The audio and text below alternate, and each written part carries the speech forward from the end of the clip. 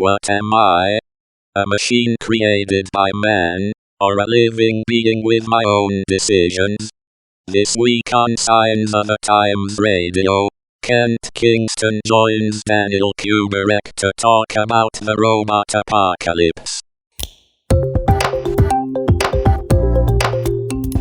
This is Signs of the Times Radio with Kent Kingston.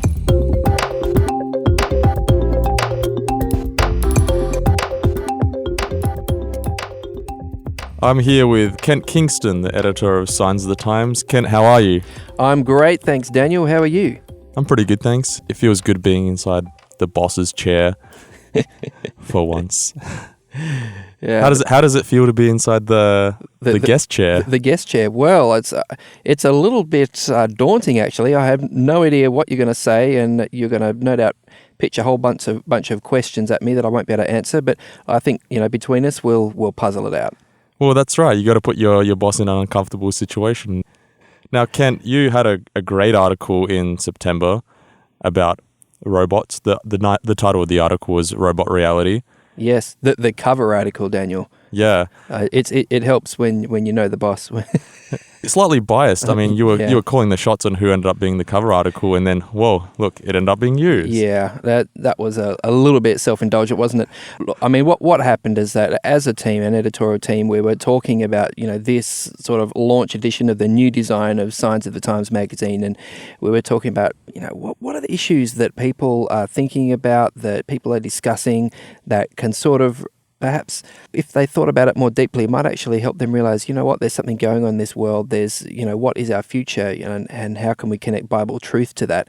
And that, it came up with artificial intelligence. And I thought, well, who can I get to write this? And I think time was getting short at that stage, and eventually it sort of fell to me. So I thought, okay, well, this is fun. I'll do a bit of research and come up with something. And I did really enjoy the research process, actually.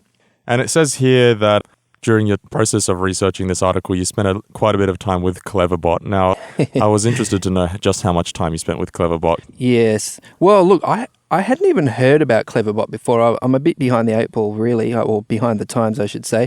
So basically, I Googled, online artificial intelligence, and Cleverbot was the first thing that came up. So I thought, okay, that's fun. So jumped onto the website, and yes, Cleverbot is an artificial intelligence. You can talk to it, ask it questions, and it'll talk back to you. And I thought, okay, that's cool. I'm a Samsung guy, not a Siri guy, not an iPhone guy, so I haven't spent a lot of time talking with Siri and that sort of stuff. So it was still a bit of a novelty for me, talking to Cleverbot. Cleverbot was a bit weird, though. It seems like, similarly to Siri, I guess, you can ask Cleverbot one question or make one comment and get a response that sort of relates to it. But if you then try to carry on a conversation where you refer back to things that have been said earlier in the conversation, it's a weird, disjointed sort of experience, because basically it seems Cleverbot doesn't keep in its memory what has happened earlier in the conversation, and isn't going to sort of catch on when you refer back to something that has been said earlier. So it was a little strange, but I did think it was important to ask Cleverbot, are you planning on invading the Earth with your robot hordes? And Cleverbot's answer was, well, you could say it was clear, but also a little bit cheeky. The Cleverbot said, when asked, are you going to be taking over the world with your robot hordes? Cleverbot said, no. Are you? That was a bit sort of crazy, but yeah. You refer to those things in your article a few times about Siri giving you cheeky answers, and Cleverbot as well. Just to sort of dial back a little bit and inform our audience, Cleverbot's this website where you go on and it's like an adaptive technology in a way that it scours websites and... It's an online artificial intelligence. Yeah, which just by the way is really interesting, because there's this conception that artificial intelligence is going to come in the form of a robot, which is sort of what you specifically deal with in the article. Now, is it, or is it going to be coming in the form of a software cloud-based thing? Because, for example, Google this year, I think it was, released their plan for Google AI, which has nothing to do with robots, but it has everything to do with artificial intelligence. So what is the difference between robots and artificial intelligence? Are they intertwined? Look, I think they can be intertwined, but basically they're two completely separate things which can or don't have to be put together. So a robot is obviously a physical, machine that does work, which you speak a bit of Polish. So you know, Daniel, that robot and roboty is sort of the word for work in Polish, and I imagine it has a Latin root word. So a robot is a machine that does work for you, whereas artificial intelligence is about making decisions and communicating and things like that. So, for example, we have a lot of new model cars now have adaptive cruise control, which basically means that they will use sensors to gauge the distance between your vehicle and the vehicle in front. And if even though you've set your cruise control to a certain speed, you also set the distance, like how many seconds back you'd like to be from the car in front. And if you're closer than that, then the artificial intelligence, very simple, but the adaptive cruise control will reduce your speed to keep the safe distance back from the car in front. So that's a really simple sort of application of artificial intelligence, okay? And when we talk about robots, we have things like, for example, military drones. They're a robot. They're a flying military robot. They don't have artificial intelligence on board as such because they're controlled, pretty much by human beings. And when it comes to, targeting and, pressing the missile button or whatever, that is a human activity. But yeah, I guess the thought is, well, what if we could combine both of these technologies, have artificial intelligence on board inside a robot, so that we have a completely sort of autonomous machine that can make its own decisions. And I guess we see a little bit of that with things like, the Roomba vacuum cleaner, very simple artificial intelligence. It maps out your house, it knows where the go and no-go areas are, and it knows to return back to its recharging docking station when it's getting low on battery. So that's a very simple example of putting those technologies together. But in answer to your question, basically, no, robots and artificial intelligence are two completely separate forms of technology. I think the comment you just made about it being the brain of the robot, the artificial intelligence, is really an interesting one. To sort of define artificial intelligence, it would be like the response to situations in front of you. So this is something we go through as humans. Like if you're driving a car and the car in front of you starts slowing down, what's your response to that? You're essentially everything you do is in response to a set of circumstances. Yeah. Like you mentioned with the vacuum cleaner robot, it does the same. Like if it bumps into the wall, that's a set of circumstances, but it has code in line that it then responds to that by instead turning around and heading in the opposite direction. Mm-hmm. I think basically the difference between a basic computer programming and artificial intelligence is that artificial intelligence learns. So once it's bumped into that wall, it basically begins to reprogram itself to say, okay, there's the wall, I won't go there again. And that learning capacity, I think, is possibly one of the first things that separates artificial intelligence from just your everyday, computer programming. But the thing that people are wondering about, whether you're a scientist or a computer engineer or a software engineer, or whether you're a philosopher, in fact, is at what point does artificial intelligence become consciousness? And that's a really, really hard thing to define. What is consciousness? What is it that is within our brains that tells us, that makes us self-aware that, oh, look, I'm me, and I can make decisions. And yeah, it's such a really difficult thing to define, and therefore it's really difficult to know when we may have actually created consciousness within an artificial intelligence. There's this TV show that I used to watch called Westworld. It's currently it's finished its second season. Mm-hmm.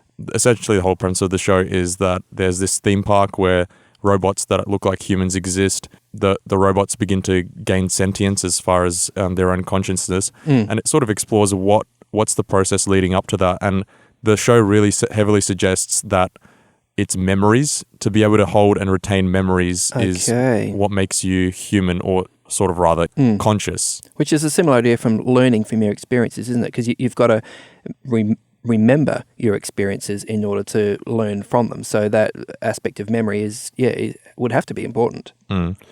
Now, artificial intelligence itself is something that's really concerning some higher members of society. one of them is one that you brought up in your article, Elon Musk. Now, he's created Tesla, which is a car that is, like you mentioned, adapts to situations. It's viewed as autonomous in that it's self-driving, which is ironic because he actually is he's quite scared of artificial intelligence, as Elon Musk. Yeah, apparently. To the point where he's spent many years talking about how he thinks that it's going to be the end of us all is artificial intelligence, and that we should start looking at colonizing Mars because, that threat of artificial intelligence may end us all. Now, what do you think about that? Do you think that is a viable threat?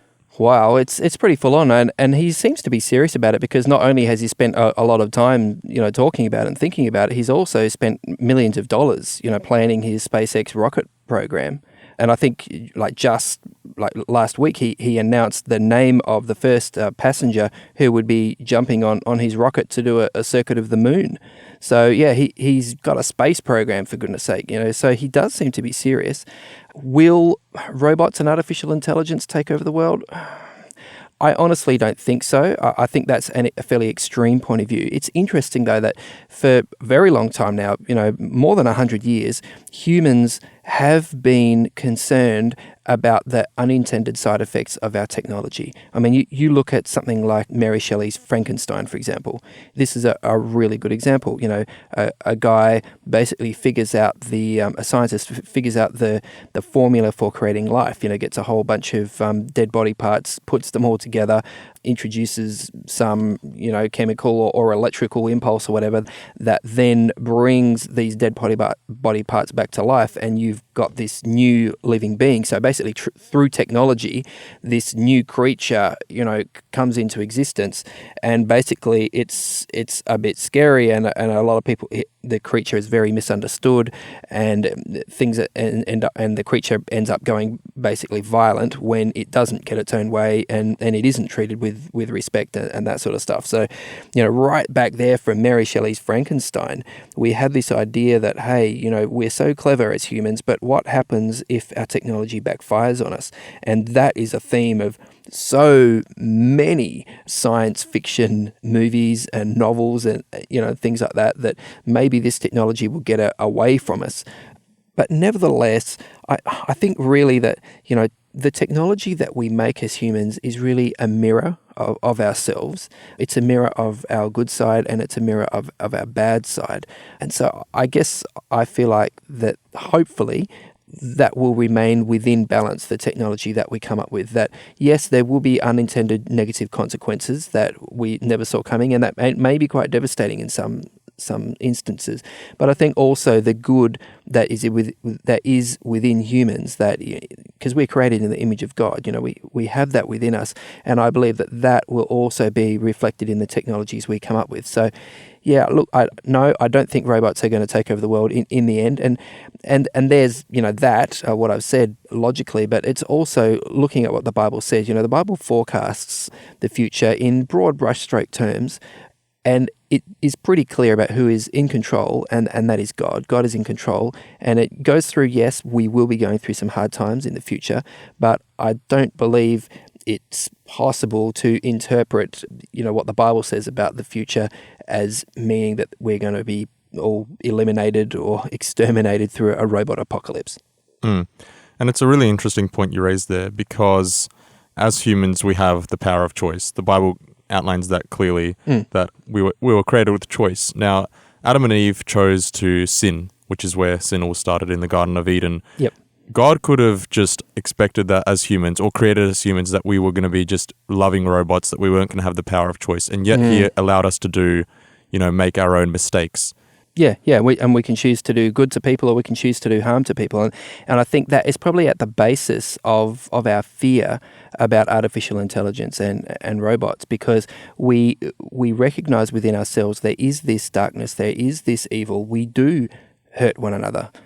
And it's a terrible thing. And I think what we fear is that the technologies that we develop will somehow not only mirror but magnify that evil that is within us, and in some ways it show us human beings as to, what we really are. I think that's probably what is going on with all these sort of dystopian futures that we imagine for ourselves, and that we imagine, artificial intelligence might take on. Although, interestingly, a fairly common science fiction theme is that artificial intelligences, or alien intelligences sometimes, have looked at our Earth and basically said, you know what, you human beings are the cockroaches of the galaxy. You destroy everything in terms of ecology and in terms of creating war and all this sort of stuff. And really, you need to be either controlled or exterminated before you do any more damage. And so it seems like there's this sort of guilt, in the human heart about our own species. And part of us wonders, maybe we do deserve to be punished. Maybe we don't deserve to live. And so sometimes some of these sort of darker thoughts that we have are brought to life in novels and science fiction movies. Yeah, we do sort of have this fascination with it. Like, I, Robot is, a popular movie. There's so many of them. Altered Carbon was a recent show on Netflix, which sort of dealt with the idea of uploading your consciousness into a different body. Mm-hmm. Now, Google AI, I was doing a little bit of research into this. The website for Google AI outlines how much it can help humanity, how it can, assist in scientific discoveries and whatever. But, not to be controlled, but to rather have your own choices. Is that really artificial intelligence? Or is artificial intelligence there to serve a purpose as far as still being under someone else's control? Because that seems to be the way we view it at the moment, is that we're still going to remain in control of it. But yet the very word, intelligence means that it'll be able to make its own choices. Yeah. And I think that is really the tipping point that people are worrying about and people are thinking about and they're concerned about. Because, yes, so long as we can program a machine to do labor-saving work, it's a wonderful thing. Whether it's vacuuming, the house, or even like right now, they've begun experiments with basically autonomous robots with a limited artificial intelligence on board, being in things like old people's homes. So these old people are very lonely and they can't employ a staff member to sit there and talk to them. But if you can have some sort of artificial intelligence that can carry on a conversation, it gives that feeling of company. And we think, wow, what a wonderful thing. And this is artificial intelligence sort of reflecting the best in humanity, providing that good side of us, reflecting that good side of us.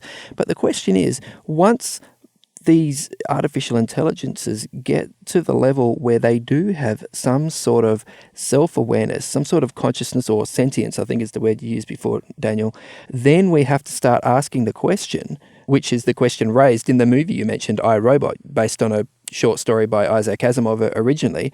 Basically, we have to start talking about rights, robot rights, or artificial intelligence rights. If a machine is self-aware and has preferences of this rather than that and is able to make decisions, then doesn't that machine also have rights? And that is an issue that, like, Isaac Asimov, when he wrote that I, Robot story, first started to deal with. And interestingly enough, he wrote it at a time when the rights of people of different races was being discussed, and these whole racism issues were coming to the fore in society. So he used this, this sort of parallel story of robot rights to explore the idea of human rights, but perhaps in the guise of a science fiction story, so people could step back and a bit more objectively sort of look at, what does it mean to be human? It's really fascinating stuff. And then there's also the added, argument to this is the whole discussion about weaponizing these things, because unfortunately, when some sort of crazy, awesome new technology comes along, it's always going to be used for bad as well as good. Mm-hmm. Now, obviously, out there in war-torn countries, certain other countries use drones to fight warfare. Mm-hmm. Now, those drones are still being controlled by humans, but what about a time that, they're going to be sentient and sort of a military is going to be sending these things out there to create chaos, essentially? They have no control over that. That's a whole different ethical argument, isn't it? Oh, absolutely, yeah, because this is the other side to it. Once a robot is given artificial intelligence and is able to make decisions, well, what level of decisions will we as human programmers allow them to have? should it include the power to take a human life, for example? And that's a pretty scary prospect. And I guess, if you've played or witnessed any number of sort of first-person shooter video games, you'll know that those computer-controlled opponents that you're fighting against can be very clever and very much intent on, on wiping you out, because that's their job. That's what they've been programmed to be. So if you had in real life a weaponized robot, and this is not something that's complete science fiction either. I mean, if you jump on YouTube and look up DARPA, D-A-R-P-A, DARPA robot, you'll see that there are robots there that the military is working on. It's pretty scary. And then you imagine attaching a machine gun to that, putting artificial intelligence inside it and saying, this is what the enemy looks like, search and destroy. Wow, that's a really scary thought. Can we successfully implant the Geneva Conventions into a military robot? I think even now we struggle to do that with, as you mentioned, those military drones. Even now there are terrible atrocities, wartime atrocities that happen. I think basically because the operator is in another country looking at a screen with a finger on a very remote button, and there's all these layers of technology between the decision and the actual death, and it's very easy to distance yourself from the human impact. And I think if we have artificial intelligences actually making those decisions, the risk is that human life is cheapened even further. So yeah, there are big ethical discussions happening about this right now, and there are people, hoping that we never see autonomous military, weaponized robots. The Bible describes a time in Genesis 11 about when all humans were sort of working towards a collective cause. They thought that they were great and powerful and that they'd be able to build a tower that would reach all the way to heaven. And that was the Tower of Babel. And God decided that he was going to create language, in a sense, confusion among these people so they wouldn't be able to cooperate for this common goal anymore. Do you think with us working as humanity, working towards this common goal of sort of having artificial intelligence that will serve us, are we sort of working towards a common goal that could lead about our destruction? Yeah, that's really interesting. I've never really thought about that story of the Tower of Babel in Genesis like that before. But you're right. Yeah, here's a group of people working together to develop a technology. In this case, an architectural technology, a very large tower and building that would enable them to stick together as a unified force and to escape perhaps a further flood, such as what Noah went through. And I guess I think human unity is a good thing when we can work together. But if we're working together for good ends or evil ends is a very good question. I think in that case, God had a very clear vision for how he wanted humanity to be. And I think as we've seen with urbanization, it's often a very fast road to a lot of trouble and moral depravity and things like that. And perhaps God really wanted these people to establish themselves in small communities around the earth and live close to the earth. And that would be a sort of a much healthier, much more natural, much more family-oriented way to live rather than being in this one big city. So he decided, this is what needs to happen at this stage. But yeah, look, it's a good question you ask, Daniel, and it's really hard to know the future, and it's certainly even harder to know, what is in the mind of God exactly. But I know he certainly, does have a plan for us. The people who were building the Tower of Babel at the time thought that they were, in control of, what they were doing, that in a sense they were like God. I particularly have come across with, this talk about artificial intelligence. It's almost like we are our gods. We are the master of this technology that we're sort of bringing birth to. Where does God come in that sort of equation? I think certainly, humans, we have had a habit of being carried away with our own cleverness. We're coming up, in a couple of months now. In November, we've got the 100th anniversary of the end of the First World War. I mean, that was a shock to people. Because after these sort of decades previously of, wow, aren't we humans so clever? Look at all the technologies we're coming up with. This is fantastic. Then they saw that technologies turned into tanks and machine guns and barbed wire and mustard gas. And they saw this incredible destruction of human lives. And it really, I think, rocked a lot of people back on their heels to think, wow, we thought we were so clever. And now we're seeing, what happens with our cleverness. It gets turned into self-destruction. And it was a very sobering moment in history, I think, for humanity to realize that cleverness is not enough. We actually also need to somehow learn to be good. And that's a much tougher thing than coming up with new technology. Absolutely. Technological advancement has always been it particularly was in World War One. You see huge strides, and particularly in World War Two as well. And as humans, it's always our sort of motive to push the boundaries, isn't it?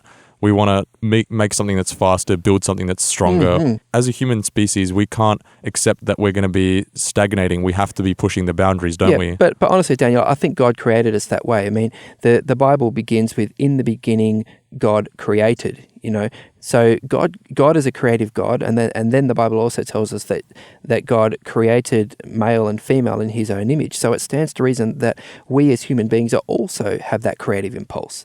So it's a great thing. It's a God-given thing to want to create and to want to progress and to want to make things better and to want to come up with new technologies. It's an incredible thing.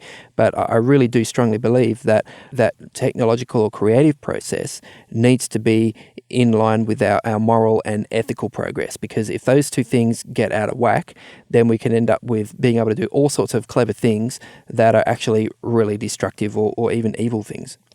Yeah, now just one final thought. The Bible doesn't specifically talk about robots, but it does talk about what sort of climate that the end of times is going to be about, and it sort of does talk about technological advancement in Matthew 24 particularly. Now, what exactly does it say in there? The chapters, Matthew chapter 24 and chapter 25, Jesus is speaking there, and he's answering his disciples' questions about what the time of the end is going to look like. And he does give some specifics there about natural disasters, about wars and rumors of wars. But Jesus says, look, this is only going to be the beginning of birth pains, he said. It's interesting that Jesus' focus is not so much on technology. It's not even so much on natural and man-made disasters. His focus is very much on, hey, don't be fooled, he says, because during these times, and it's true that during times of upheaval and extreme situations, people are often easily deceived by extreme politics, by leaders who say extreme things. You think of Hitler, for example, in World War II. The German people were in a difficult place at that time, and they listened to Hitler. So Jesus says, don't be fooled. There are going to be false Christs and false messiahs around. You need to know who I am in order not to be fooled by that. So yeah, and he says, and while you're there, there is going to be a delay.